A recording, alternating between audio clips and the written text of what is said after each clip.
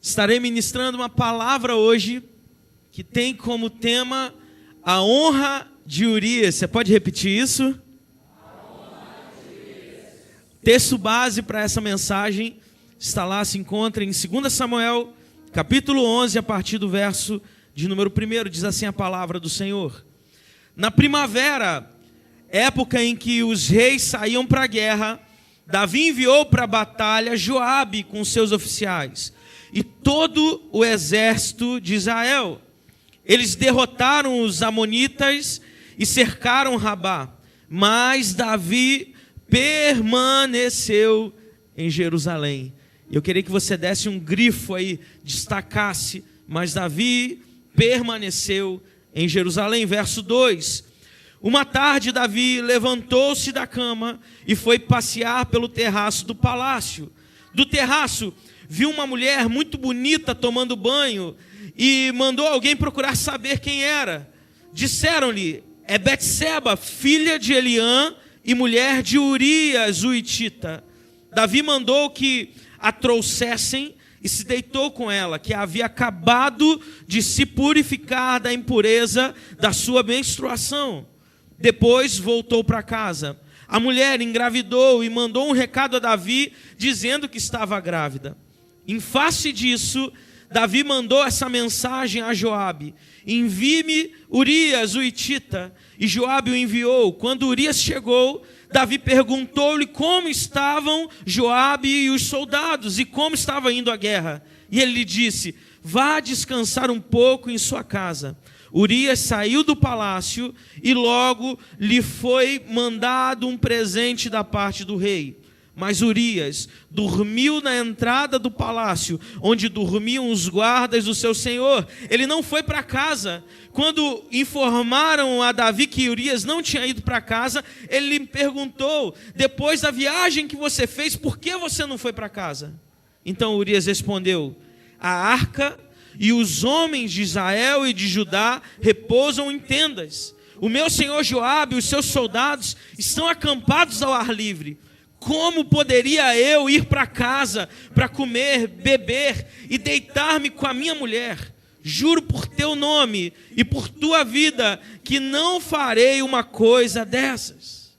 Então Davi lhe disse: fique aqui mais um dia, amanhã eu o mandarei de volta. Urias ficou em Jerusalém, mas no dia seguinte Davi o convidou para comer e beber e o embriagou. À tarde, porém, Urias saiu para dormir em sua esteira, onde os guardas do seu senhor dormiam, e também não foi para casa. Verso 14. De manhã, Davi enviou uma carta para Joabe por meio de Urias. Nela escreveu: ponha Urias na linha de frente e deixe-o onde o combate estiver mais violento, para que seja ferido e morra. Como Joabe tinha cercado a cidade, colocou Urias no lugar onde sabia que os inimigos eram mais fortes. Quando os homens da cidade saíram e lutaram contra Joabe, alguns dos oficiais da guarda de Davi morreram, e morreu também Urias, o hitita. Eu queria que você saltasse alguns versos. A gente fosse para o verso de número 26. E eu vou concluir essa leitura. Diz assim: quando a mulher de Urias soube que o seu marido havia morrido, chorou por ele. Passado o luto, Davi mandou que a trouxessem para o palácio. Ela se tornou sua mulher e teve um filho dele. Mas o que Davi fez desagradou o Senhor. Você pode fechar os seus olhos por um instante? Peça ao Senhor nessa noite. Peça a Ele que o Espírito Santo mova o seu coração, para que você não entre e saia daqui da mesma maneira que você chegou. Que não seja mais um domingo, mais um Sunday Service, mas que seja um tempo de confronto, de ministração e de transformação que só alcançamos ao lado do nosso Senhor Jesus. Pai, nós estamos aqui diante da Tua palavra, diante da Tua presença, Deus. Que Teu Espírito Santo tenha primazia, tenha liberdade nessa noite. E que sejamos ministrados por tudo aquilo que o Senhor tem para nós. É o que oramos a Ti, em nome de Jesus. Amém. O significado da palavra honra. Honra é um sentimento do dever, da dignidade e da justiça. É um conjunto de ações e qualidades que fazem com que alguém seja respeitado. Honra é igual dignidade, honradez, probidade, retidão. Quando lemos essa história, e é uma história bastante interessante, com altos e baixos, uma história de injustiça, a gente olha um rei que possuía todas as coisas. Mas o texto começa dizendo que numa primavera, o momento que o rei ele devia partir para a guerra, ele devia liderar um exército, Davi faz o contrário, ele fica no terraço de casa. Ele dorme até meio-dia, gente. E ele perde a convicção daquilo que Deus ia realizar na história dele.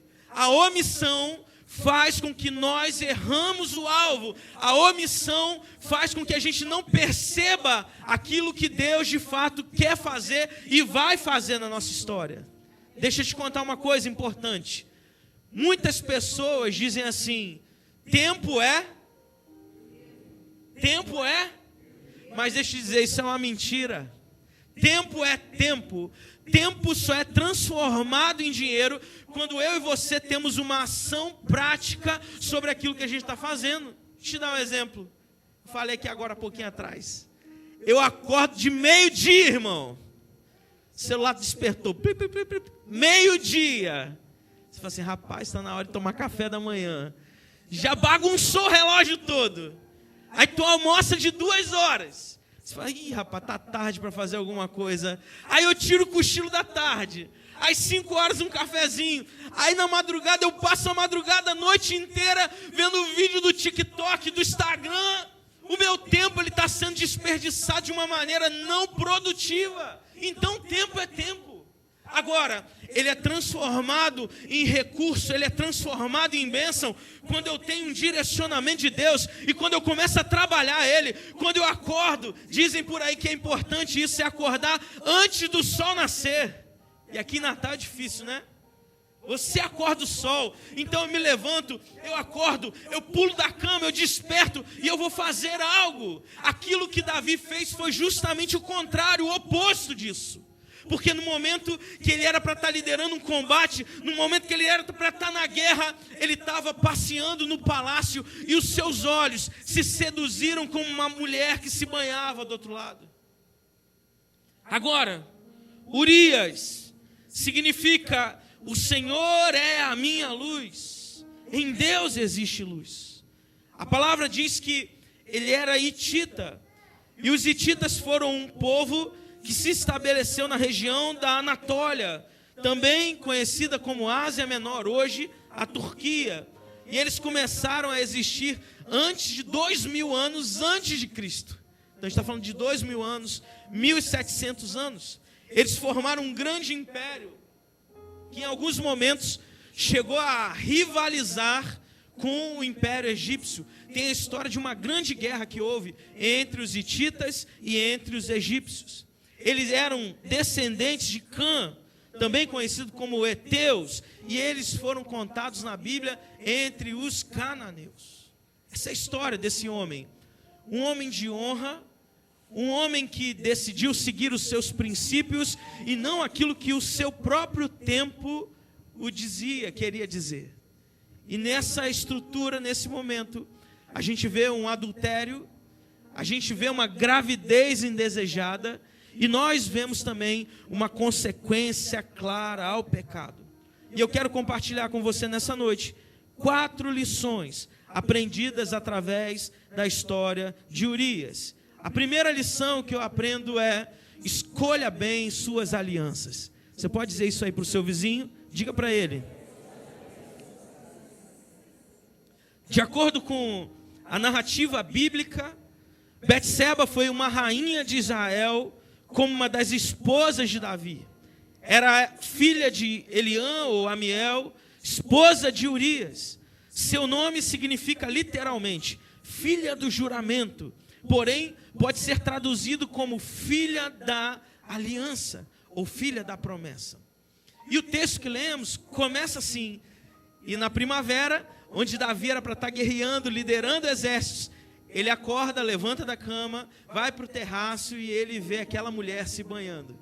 E talvez a gente pense primeiro no lado de Betseba, que não poderia resistir ao rei.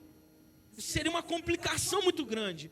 O maior erro foi de Davi. Mas no segundo momento eu começo a pensar assim, meu Deus, que estrutura da casa é essa? Que o banheiro dela fica de frente para o palácio, de frente para o terraço. Será que ela não poderia ter se preparado? Será que ela não poderia ter cobrido a janela? Será que ela não poderia ter tido uma postura diferente? A gente pode pensar muitas coisas, mas uma coisa eu tenho certeza, que as alianças que nós fazemos na nossa vida, elas são definidoras do nosso futuro. Primeira aliança, namoro. Eu ouço constantemente no gabinete pastoral essa frase: pastor, meu namorado não é muito bom não, mas eu tenho fé em Deus que ele vai mudar quando casar. Eu já senti sei, né? Ou então, assim, pastor, a minha namorada não quer nada com a Hora do Brasil, mas quando casar, ela entra na linha. Aleluia. É igual aquele que casa sem saber cozinhar. No casamento eu aprendo. Tem gente sofrendo até hoje. Misericórdia. Porque alguns relacionamentos, eu estou falando algo bem superficial, até engraçado, para você entender uma realidade, que alguns relacionamentos, algumas alianças que a gente faz na vida, elas são determinadas antes da gente fechar o contrato. É antes de assinar a papelada lá no cartório, é antes de você carimbar e fechar uma sociedade, é antes de você se matricular naquela faculdade, é antes de você ir para aquela autoescola, é antes de você comprar um curso online, que você nunca ouviu nada. Como se tornar milionário em uma semana, é isso aí que eu quero. E tu compra e se arrepende lá na frente, porque previamente você não analisou. Urias, ele tinha um casamento abençoado, pelo menos até aquele momento parecia. Mas será que nós somos 100% surpreendidos ou enganados? Ou nós fechamos nossos olhos e ouvidos para determinadas situações, meus irmãos?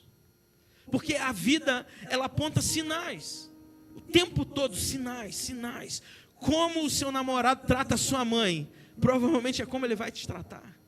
Como é o nível de honestidade dele ou dela. Aí você fala assim, não, mas foi só um deslize aqui, mas que já está mostrando algo do coração. Então precisamos ser analíticos, precisamos entender e escolher bem, fazer conta, estudar a vida mesmo e pensar, é com essa pessoa que eu vou me aliançar. Betseba teve um primeiro filho com Davi, e o nome dele não é revelado na Bíblia. E essa criança, fruto desse adultério, fruto desse momento, ela morre. E antes da criança morrer, Davi jejuou, gente. Davi se prostrou no templo, Davi se vestiu de pano de saco, mas nada adiantou, ele morreu. O segundo filho dele foi Salomão. Mas para todo pecado existe uma consequência. Eu quero ler com você 2 Samuel 12:10, que diz: e essa foi a palavra do profeta Natã a Davi. Por isso, por esse pecado, a espada nunca se afastará da sua família, porque você me desprezou e tomou a mulher de Urias, o hitita, para ser a sua mulher.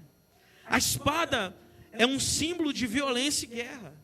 O trem foi tão doido, mas tão doido lá na vida de Davi, que ele viveu conflitos familiares por conta disso. Sangue foi derramado na sua casa. Ele viveu muitos conflitos bélicos com outras nações. E chegou um ponto que Deus o proibiu de construir o templo. Ele arrecadou dinheiro, ele juntou tudo, mas quem construiu o templo foi Salomão, seu filho, porque as mãos de Davi estavam sujas demais de sangue. Perceba, ele teve muitos filhos, mas vou destacar 3: Aminon, Absalão e Tamar. Aminon, a Bíblia vai dizer que amou, se apaixonou pela sua irmã. E num dia, ele arma uma estratégia, e quando a sua irmã o visita, ele a violenta, abusa sexualmente dela. Absalão fica tão revoltado, mas tão revoltado com isso, que toma uma decisão: vou matar meu irmão. E ele mata o irmão, incesto, homicídio dentro da família. E quando Absalão vai se tornando grandão demais, ele quer tomar o reino de Davi. E acaba morto, acaba perseguido e morto. Tragédia atrás de tragédia. Porque uma decisão foi tomada de maneira equivocada lá atrás. Deixa eu te dizer algo. Eu vejo hoje, e eu fiquei muito feliz com isso, que a igreja tem muitos adolescentes aqui, amém? Quem tem saudade aí de adolescente? Ei, Jesus, o boleto que não tinha para pagar. Hoje, aconteceu a primeira etapa. Não sei quantos têm idade para fazer, ou quantos estão pensando em fazer. Mas se seu pai e sua mãe permitem, essa é a hora de você se preparar. Vai estudar, vai fazer uma faculdade, vai fazer um concurso, vai fazer um preparatório, vai fazer um curso técnico, vai aprender uma profissão. Pastor, mas na minha família ninguém fez faculdade. Você vai ser o primeiro. Mas na minha família ninguém... Você vai conseguir. Mas você precisa tomar a direção certa agora. Não é amanhã, não é depois. Não vá na conversinha dos seus amiguinhos, não. Porque quem te ama de verdade é quem está aí na sua casa, batalhando todo dia. Talvez não te dê o iPhone que você está sonhando, mas está ali do seu lado, cuidando de você. Então ouça o conselho dos mais velhos, ouça o conselho dos seus pais. Esteja firmado no propósito que Deus colocou na sua vida. Pastor, e namorar depois dos 30 anos, amém? Muita gente repreendendo essa palavra. Namorar vai ter a hora certa, gente. Você com dinheirinho no bolso é a melhor coisa do mundo. Você vai sair com a namorada, vou ali no Partage, vou no cinema. Pai, mãe, me dá um dinheiro. Pô, não rola. Já tem até Pix, né? Meu Deus. Amém ou não amém, gente? Segundo, só tema bom aí, ó. Segundo ponto. Não deixe de... Se o trabalho for ruim, trabalhe. Se o trabalho for bom, trabalhe. Eu separei uma frase aqui incrível. Se não mudar, não muda. Se continuar, continua. Amém? É mais ou menos isso, meu irmão. Urias, ele tinha uma missão a cumprir, ele tinha um propósito para realizar, e não importava a situação daquele momento, ele escolheu fazer o que era certo, não se importando com aquilo que acontecia na sua volta, não se importando com a injustiça do rei, não se importando com a postura da sua esposa, ele decidiu fazer o que era certo. Isso não é um versículo, mas diz muito. O trabalho dignifica o homem, significa enobrece. Olha o que diz Colossenses 3:23. Tudo o que fizerem, façam de todo coração, como para o Senhor e não para os homens. Deixa eu te falar, meu irmão. Eu já tive muitos trabalhos que eu detestava demais. Eu tinha um trabalho que eu gostava, mas que era num horário muito ruim. Eu trabalhava na Avenida Brasil, em frente à barreira do Vasco, o estádio de São Januário. Cadê Clésia aí para dar um glória? E eu pegava exatamente às 10 horas da noite, mas tinha que chegar às 9h30 para arrumar, né, me preparar. Então eu saía de casa mais ou menos 8h30, era uma hora mais ou menos, sem trânsito, né?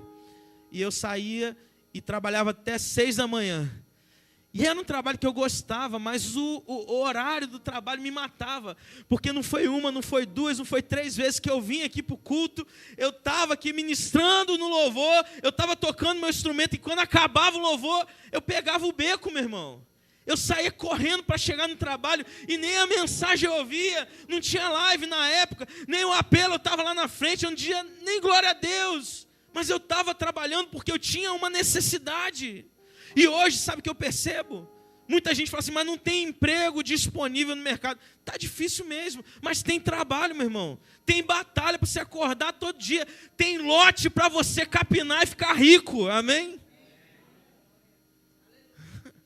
Tem coisa para fazer. E a gente tem que, às vezes, dar um passo para trás. Eu penso assim, para poder caminhar, para poder se levantar e organizar a nossa finança.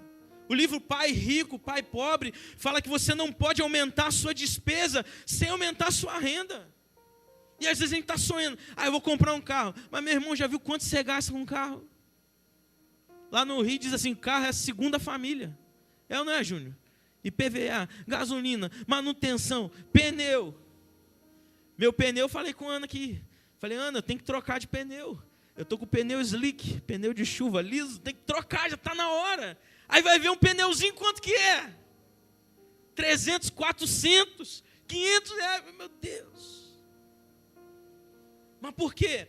Eu tenho que decidir o que eu vou fazer. Eu tenho que ter um propósito, eu tenho que ter um planejamento estratégico para talvez daqui a 1, 2, 3, 5 anos. Porque eu vou chegar lá na frente, eu vou alcançar, mas eu tenho que de alguma maneira me potencializar para isso. Eu lembro que chegou um menino na igreja, um domingo como esse, e eu preguei a palavra de Deus e aquele menino se reconciliou. Na época ele estava trabalhando para o tráfico de drogas. E ele tinha uma função lá no Rio conhecida como atividade. Era um menino que ficava no radinho lá. Passou um Fiesta prata ali com careca. Avisava, né? E assim que ele reconciliou, a gente começou a caminhar com ele. E ele falou assim, pastor, não quero mais essa vida. E o pastor está aí, dá a vida pelas ovelhas, né? Eu falei, vamos falar com o chefe. E peguei um dia e comecei a rodar as bocas de fumo lá do bairro. E fui na primeira, fui no campinho, até que eu achei o dono da boca. E cheguei, todo mundo de fuzil, porque lá não é 38 não, é fuzil, é pistola, é Glock. E eu cheguei naquele ambiente e alguém já gritou, é o pastor, é o pastor, é o pastor. Aí a turma acalmou, aí eu fui falar com um menino que não tinha 30 anos, menos, 25 anos talvez. E eu falei assim, rapaz, eu vim aqui por causa desse menino aqui. Ele está indo lá na igreja e eu queria que você liberasse ele. Aí a primeira coisa, ele me olhou e falou assim, a paz do Senhor, pastor. Eu também sou crente, ou era. Batizado nas águas. Eu falei, aleluia, glória a Deus. E ele falou assim, deixa eu te falar uma coisa. Deus é amor. Aí ele começou a pregar para mim. Mas Deus também é fogo consumidor. Eu falei para fulaninho que não era para ele entrar. Ele não tinha o perfil do trabalho, eu sabia que ia dar errado. Mas ele implorou, ele insistiu, ele queria estar aqui. Eu falei, então venha. Mas, assim como o Senhor é pastor e cuida das suas ovelhas, e tem leis que estão a partir da Bíblia, guiando aquilo que você está fazendo, a gente do crime organizado também tem uma organização. E aqui a parada é a seguinte, para ele sair, ele tem que trazer uma outra pessoa para cá, para o lugar dele. Porque se ele está com uma atividade, a polícia chega, ele não comunica isso, e morre algum dos meninos, a responsabilidade vai ser minha, como na sua igreja é sua. Aí eu falei com ele, vamos começar a orar então para converter alguém, para entrar aqui. Eu falei, não posso fazer isso. E levei o menino, orei com eles e começamos a orar para Deus mover algo. E em pouco tempo, um curto espaço de tempo, 1 ou 2 semanas, apareceu uma outra pessoa que não foi indicada para a gente, para esse trabalho, e conseguimos liberar o menino. E ele começou a trabalhar de catador de ferro velho. Ele batia de porta em porta, aí o povo já conhecia, tem uma geladeira velha aqui, tem um fogão velho. Ele ia, catava, levava para o ferro velho, ele tinha família, tinha filhos, já tinha até mais de 30 anos, tinha uma idade já. E um dia na estrada, assim, eu andando, eu esbarrei com ele, parei o carro, e ele falou assim, olhando nos meus olhos, um dia, pastor, eu ainda vou ter um trabalho digno. E eu olhei para ele e falei, mais dignidade do que essa não existe. Porque você, com o suor do seu trabalho, você está provendo para a sua casa. indigno era a situação que você vivia antes. Porque às vezes a gente não consegue enxergar o momento que a gente está vivendo, aquilo que a gente está fazendo. De modo algum, Urias olhou para trás e pensou nas situações diversas que ele estava vivendo. Mas ele pensou em cumprir o propósito para o qual ele foi chamado. Mas sabe qual é o grande problema hoje, meu irmão, minha irmã? É que muitas vezes não entendemos para que Deus nos chamou. Por isso estamos perdidos, buscando algo que nunca encontramos. Terceira coisa, não deixe, ou nunca deixe, de descansar. Olha o que diz lá em Gênesis, capítulo 2, versos 2 e 3. No 7º dia, Deus já havia concluído a obra que ele realizara. E nesse dia, ele descansou. Abençoou Deus o 7º dia e o santificou, porque nele descansou de toda a obra que ele tinha feito na criação. Meu irmão, o que Deus cria no 7º dia? Fala para mim. Ele criou o quê? Descanso. Porque não existia. Se você pegar Gênesis capítulo 1, verso 1, no princípio criou Deus os céus e a terra, e o Espírito do Senhor se movia sobre a face das águas. E era só trevas, era só tumulto. E Deus, pelo poder da palavra, Ele começa a falar. E disse Deus, haja luz, e houve luz. E disse Deus, haja separação, e houve separação. E disse Deus, haja os animais, haja as aves do céu, haja os luminares. Ele foi criando, criando. E no homem Ele faz aquele boneco de barro e sopra o ruache, o sopro de vida de Deus. E tudo acontece. No 7º dia Ele fala assim, ei, eu preciso colocar uma cláusula nisso tudo, que é o descanso.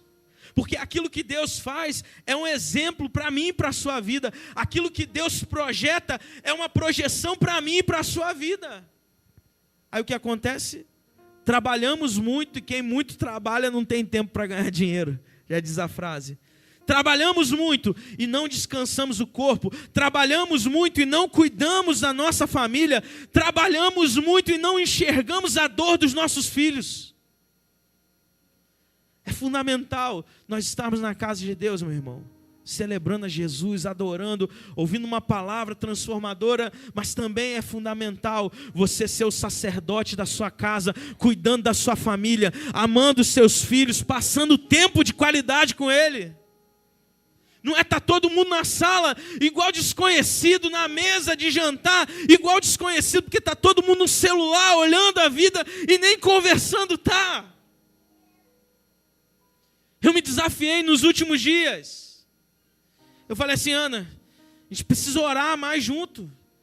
Porque lá em casa é o feitiço de Áquila. Isso é muito velho, só para quem lembra. Um acorda muito cedo e outro dorme muito tarde. Então, às vezes, a gente não se encontra por conta da rotina. Faz assim, todo dia, meio-dia. Estando junto ou não estando junto. A gente vai orar. O celular desperta 11h59. E eu paro o que eu estou fazendo no lugar que eu estou. E a gente, alô, alô. Aí começa a falar. E a gente ora, porque eu preciso criar meios para conduzir a adoração na minha casa. Talvez você pense, pastor, a minha casa está uma bagunça, a minha casa não está harmoniosa, a minha casa é só briga, eu chego em casa é um peso. Meu irmão, você está orando em casa?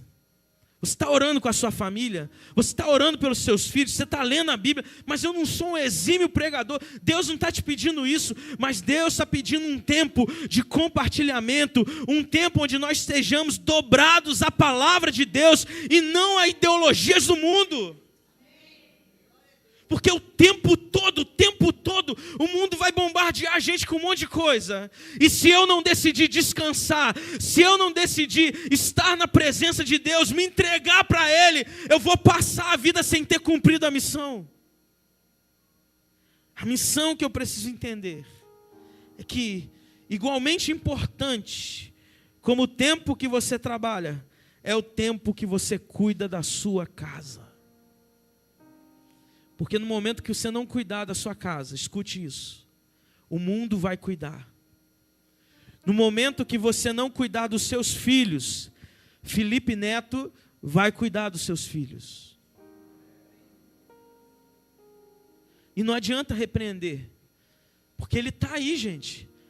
Os amigos dos seus filhos estão aí, mais tempo até do que com você. No dia que você não elogiar a sua esposa, não cuidar dela, vai ter um amigo do trabalho que vai cuidar. Aí tem gente repreendendo em nome de Jesus. Está repreendido em nome de Jesus. Mas eu não estou aqui para te contar uma história, eu estou aqui para te falar a verdade. Porque às vezes a gente é tão hedonista, que a gente se esquece disso. A gente só quer saber do prazer. E de manhã eu falei uma coisa aqui, anota essa. O mundo, homens, frontline, o mundo tem pena de cachorro, tem pena de gato, tem pena de criança, tem pena de mulher que foi vítima, mas nunca vai ter pena de você. Essa é uma realidade. Por isso a gente precisa demonstrar a nossa honra.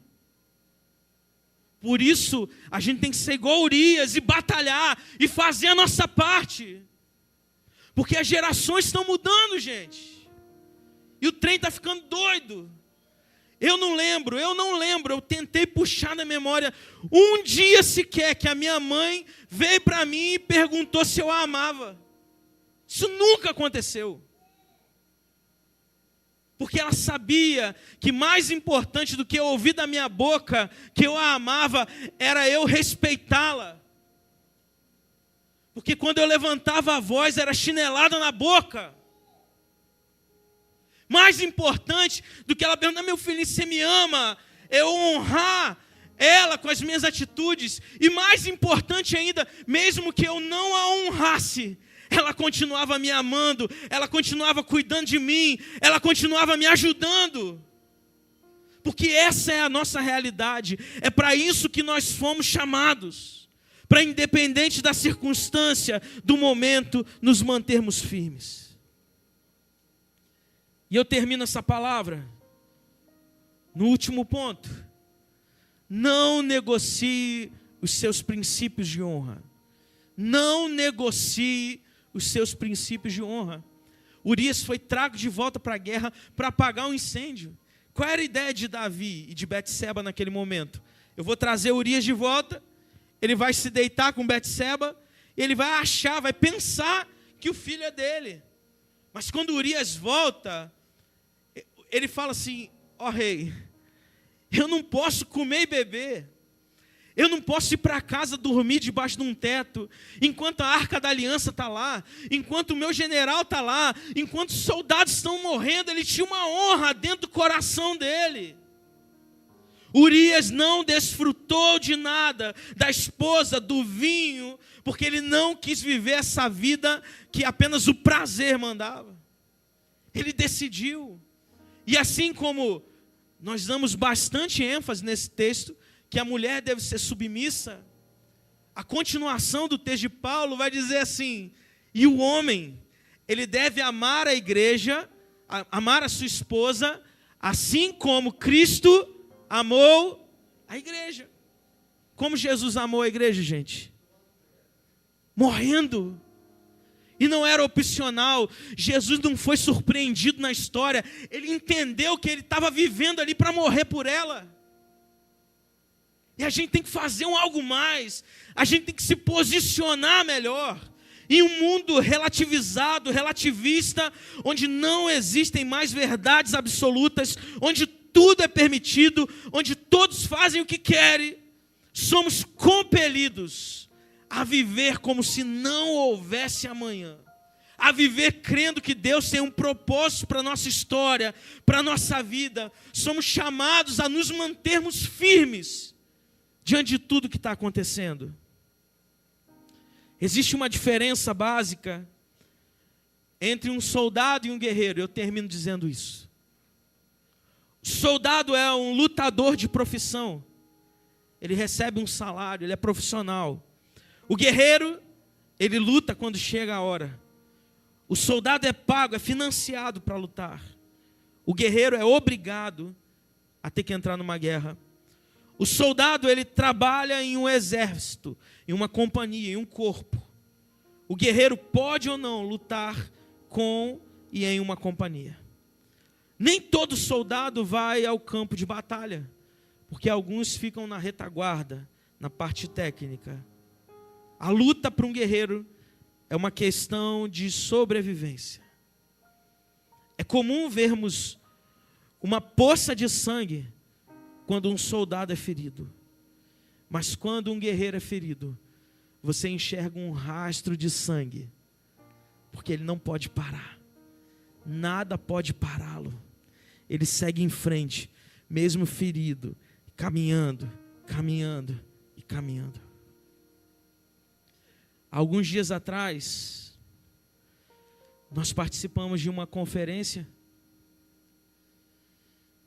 e teve um dia específico, eu acho que foi na sexta-feira, que mesmo saindo de lá muito tarde, e a gente estava desde 7 horas da manhã nesse evento, e eu decidi vir para a igreja. Cheguei aqui 10 da noite, porque no sábado tinha uma conexão, Zona Sul. Então a gente tinha que separar materiais, e eu falei assim, ou eu venho no sábado de madrugada, 6 horas da manhã, 5:30 da manhã para cá resolver isso, ou eu passo um pouquinho do horário e resolvo tudo, e decidi vir. E comecei a separar violão, caixa de som, botei algumas coisas no carro e comecei a ajeitar tudo. E era um pouco antes das 10, e quando era 10 horas eu saí, como eu faço diariamente, né? Eu moro ali na Estrada Ridinha, e saí com o carro, e quando eu estava ali no sinal da Moema Tinoco, apareceu, e ali já apareceu de tudo, né? Quem conhece a Zona Norte sabe. Mas apareceu, bateram 4 crianças no vidro do meu carro. 4. E eu rapidamente, eu já olhei em volta assim para ver se tinha alguém, porque era tarde, era mais de 10 horas. E eu olhei em volta assim para ver se eu enxergava algum responsável, algum pai, alguém aliciando as crianças. Tinha um com um potinho de paçoca, vendendo, e os outros 3, um menino de óculos, eram 2 meninas e 2 meninos. E quando eu saí dali, gente, eu saí assim confrontado, porque eu falei, cara, são 10 horas da noite, o que essas crianças estão fazendo na rua? E eu falei assim, eu tenho que fazer alguma coisa. E eu peguei o celular, e o primeiro pensamento que eu tive foi ligar para a polícia. E eu disquei 190, liguei para a polícia. E eu quero abrir um parênteses aqui, porque eu sei que a gente está numa live, está ao vivo, e essa mensagem pode chegar a muitos. Eu nunca vi um atendimento policial tão despreparado como o do Rio Grande do Norte, infelizmente. E eu liguei para a primeira pessoa, era uma mulher, e nem o nome dela ela me falou. E eu comecei a falar, eu falei assim, eu não sei nem se é para você que eu tenho que ligar. E comecei a contar a história, eu passei, já são quase 10 horas, e tem 4 crianças. Ela falou assim, mas eu não posso fazer muita coisa. Eu falei, eu também não, mas eu queria ajudar, não tem uma viatura, não tem algum patrulhamento, poderia ir lá olhar. O que eu posso fazer é passar você para assistência social, e 10 horas agora já não tem ninguém lá, então não vai resolver. Aí eu perguntei assim para ela, qual é o seu nome? Que ela não tinha falado. Aí sabe o que ela fez? Desligou o telefone na minha cara. E naquele dia eu estava muito persistente. Sozinho, a Ana estava no apartamento, e eu no carro lá falei, vou ligar de novo. 5 minutos de espera. Até que me atendeu um outro soldado, e eu contei a minha história, e sabe o que ele falou? As crianças te roubaram? Eu falei, não é essa situação, não. E contei de novo, expliquei de novo. Ele falou, meu amigo, isso aqui é Brasil. Essa foi a resposta da Polícia Militar do Rio Grande do Norte para a minha ligação. Isso aqui é Brasil. Eu não posso fazer nada. Eu te entendo, mas eu não posso fazer nada. O que eu posso fazer é talvez passar aí para o serviço social, mas pela hora não vão resolver nada. Eu falei, tá bom, mas faça isso. E desliguei o telefone. E quando eu desliguei a ligação, meu irmão, eu comecei a chorar. Eu comecei a chorar ali no carro e fiquei num mantra ali. Fiquei repetindo uma frase. Eu falei, quem vai ouvir o choro dos pequeninos? Quem vai ouvir o choro dos pequeninos? E era um descontentamento com a minha vida. Porque é uma questão de honra. Eu me apresentei, eu falei, eu sou pastor na Zona Norte. E o que eu tenho feito? Mas alguém pode dizer assim, mas pastor, vocês têm o projeto Semente de Vida, vocês fazem mais do que muitas igrejas, mas ainda é pouco. Eu preciso queimar a minha vida, eu preciso fazer alguma coisa que vale a pena, alguma coisa que vença, que rompa o supérfluo da minha história. Enquanto eu chorava e falava ali, meu telefone tocou. E eu parei, respirei e atendi no Viva Voz. Uma menina falou assim, é desse número que ligaram para denunciar 4 crianças ali no sinal da Moema Tinoco Velho? Eu falei, sim. E ela disse assim, aqui é do Serviço de Assistência Social de Natal.